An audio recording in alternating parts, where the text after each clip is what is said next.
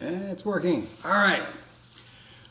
Welcome, molding casting class. I understand that you guys have been trying various things with your cookies and your snails and elephants, and some of the in-kitchen stuff has not been working out. But this is stuff I haven't tried before. Tried it for the first time, and it failed. Oh no, how it failed.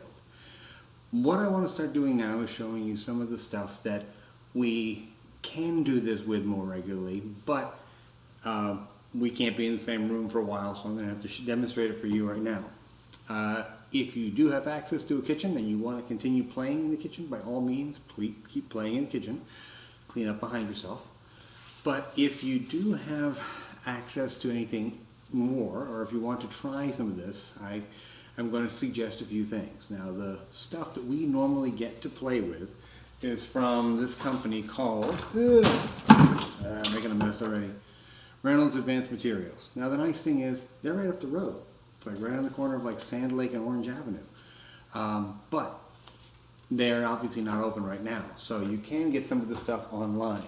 Now, this is this nice flexible rubber for making molds with, and it's not that difficult to work with. The stuff we ordinarily get, if you're going to get this stuff, is these test kits called Vitaflex. Vitaflex, Rioflex, these are the urethane ones like this that are very easy to work with. You should wear gloves while working with it. You should not lick your fingers while you have the stuff on you. But it's rather easy to work with, and I'll be demonstrating it in the future. Now, a test kit like this is ordinarily like 25 bucks. I don't know what everybody's funds are right now and what everybody's resources are right now, so I will be demonstrating this and showing you how this works with these videos. If you have the ability to go online, and I'm sure Amazon is still open. Again, don't overpay for this. 25, 27 bucks, that's what you should be paying for this. If you do get that though, the one thing you will need to do is also get the release. It's a specific release that goes with their stuff. And a can like this would, for our class, would last 2 years. So this lasts forever. Now, but the stuff that is available near for you and is very simple to work with is plaster Paris. Now, plaster Paris is what we're going to talk about today. Calcium carbonate, very simple process to work with, very non-toxic. I mean, they use this stuff in elementary schools. This particular bag I got at Home Depot. So Home Depot, Lowe's, you can get this stuff. This big old honking bag, which I get for the class to get quantity of it, was like 15 bucks. So a smaller amount of it you can get, and Home Depot and Lowe's is still open. So if you want to go out and get like a small thing of plaster Paris, it will work for you. But that's what I want to talk about today. Now, plaster Paris is a nice, very simple stuff to start playing with. And we're going to make something in my little molding and casting corner today. I am going to dig out some of this stuff. It is rather powdery, so I want to try to keep this powder to a minimum. And, come on. Fine, there we go. I'm going to get out just enough today to start playing with. There. So, reasonable amount. Now, the trick with the plaster Paris is that you are going to be adding water to it.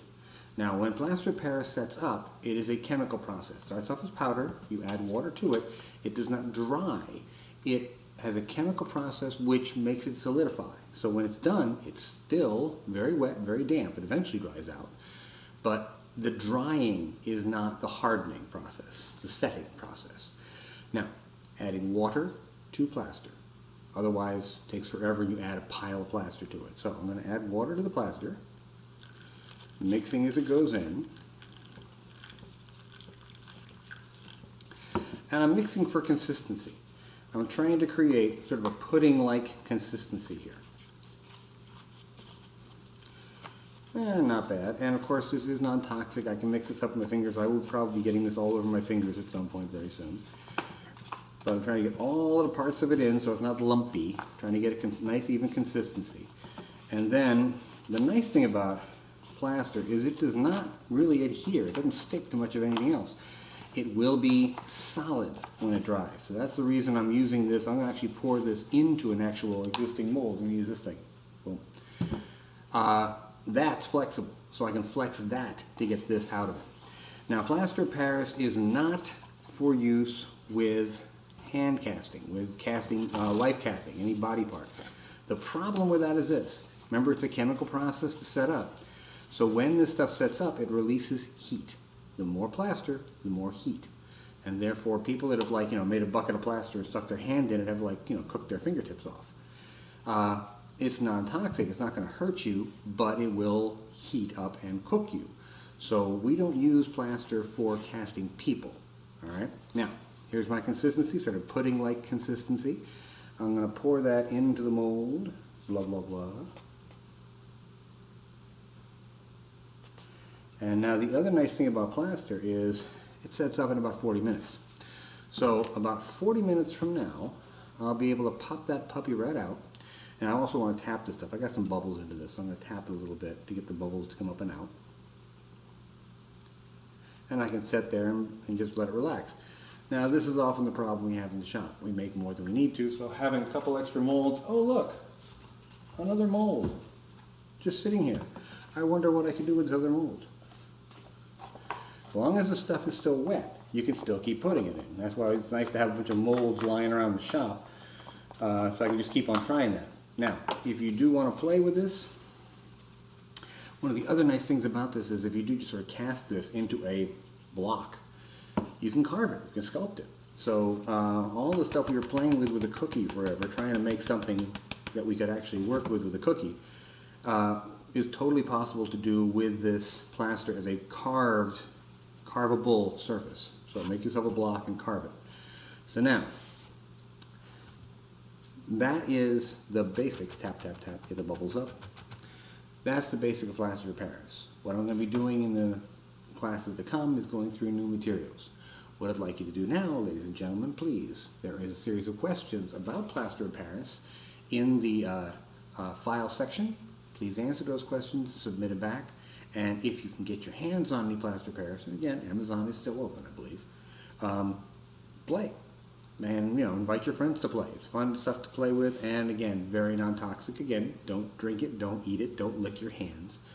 But it is a nice, basic, simple, non-toxic material to play with. So, plaster of Paris. And again, I got this at Home Depot, Lowe's, easy to get. Thank you, ladies and gentlemen. Without getting stuff all over the lens. Yeah.